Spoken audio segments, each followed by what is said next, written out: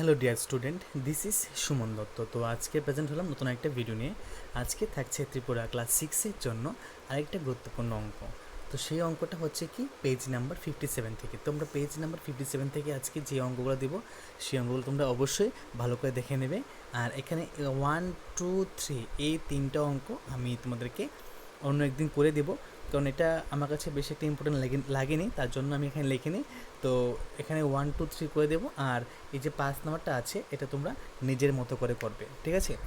তো 4 নাম্বারটা দেখো কী আছে, মানে মেবি 1, 2, 3 ইম্পর্টেন্ট লাগেনি এরকম না, 1, 2, 3 যদি লিখতে যাই তাহলে অনেকটাই সময় নেবে, তো দিয়ে দিব, ডোন্ট ওয়ারি। তো 4 নাম্বারটা কি, 9টি সংখ্যার মধ্যে উপরে দেওয়া টেবিলে কয়টি বৃহত্তর ঘর আছে? তার উপরে একটা টেবিল আছে, 2 নাম্বার টেবিল। ওই 2 নাম্বার টেবিলের মধ্যে তোমাকে প্রশ্ন করেছে যে 9টি সংখ্যা আছে, তার মধ্যে দেওয়া টেবিলের মধ্যে কয়টি বৃহত্তর ঘর আছে? তো আমি সেখানে দেখেছি 5টা।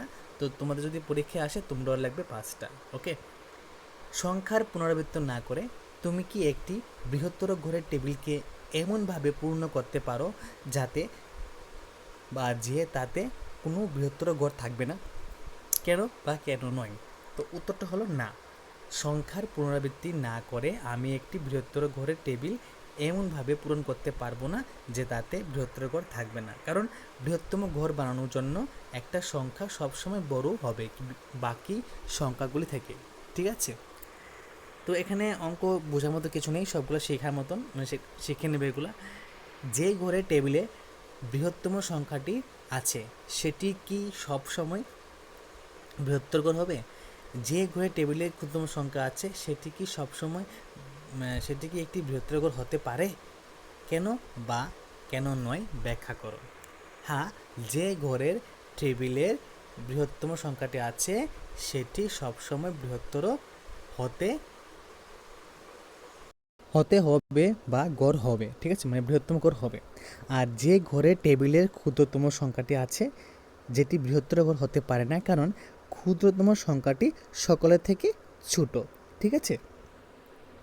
তো একটি টেবিল এমনভাবে পূর্ণ করো যেন যে ঘরটিতে দ্বিতীয় বৃহত্তম সংখ্যাটি আছে সেটি একটি বৃহত্তর ঘর না হয়। তো এখানে এটা সংখ্যা দেওয়া আছে, ঠিক আছে, 10, 25, 40, 55, 70, 85, 105, 120। তো তোমরা কী লিখবে, 105কে রাউন্ড করবে, রাউন্ড করে দেবে, বলবে যে দ্বিতীয় বৃহত্তম সংখ্যাটি এইটি, কিন্তু এটি বৃহত্তম ঘর নয়। মানে কি বলা হয়েছে দেখো, এখানে সোজা কথা দেখো, এই প্রশ্নের মধ্যে কী বলা হয়েছে, প্রশ্নের মধ্যে বলা হয়েছে যে তোমাদেরকে এমন একটা ঘর বানাতে হবে যে ঘরের মধ্যে লাস্টের যে সংখ্যাটি আছে হে থাকবো বৃহত্তর, ঠিক আছে, কিন্তু সেটি একটি বৃহত্তর ঘর না হয়। মানে মানে এখানে দেখো কী বলা হয়েছে যে এই যে 120, মানে ধরো এই লাস্টের গড়টা তোমার কী হতে হবে, বৃহত্তর হতে হবে, কিন্তু তার আগের গড়টা কিন্তু সংখ্যা বড় হবে কিন্তু সেটা বৃহত্তর হবে না। তো অবভিয়াসলি 120 বড়, 105ও বড়, কিন্তু 105 থেকে 120 বড়। তো হ্যাঁ হলো দ্বিতীয় বৃহত্তর, কারণ হ্যাঁ যদি 1 নাম্বার হয় তাহলে হ্যাঁ কী হবে, হ্যাঁ হবে 2 নাম্বার, তো সে দ্বিতীয় বৃহত্তর। তো এখানে কী লিখেছি, দ্বিতীয় বৃহত্তম সংখ্যা, কিন্তু এটি বৃহত্তম ঘর নয়, ঠিক আছে? তো আজকের ভিডিও যদি তোমাদের কাছে ভালো লাগে থাকে অবশ্যই ভিডিওটা সবার কাছে শেয়ার করবে।